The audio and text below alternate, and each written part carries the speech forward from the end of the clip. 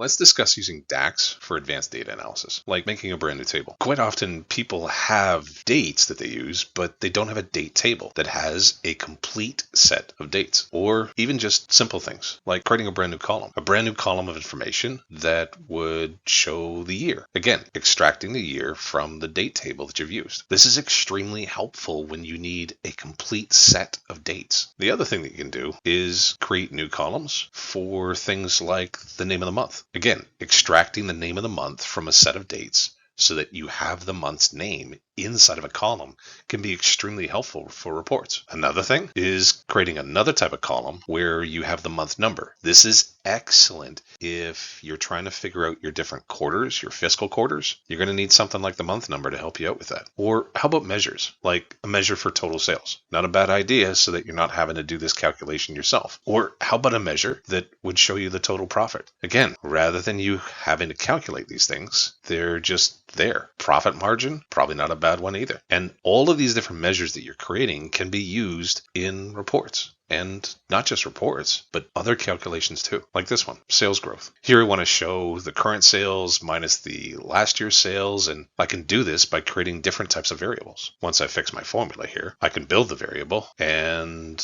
I've got a brand new measure. Or how about something like rank X, where you can rank the different products, all based on total sales. So once again, not a bad measure to have. Then you can put it all together in a nice little visual.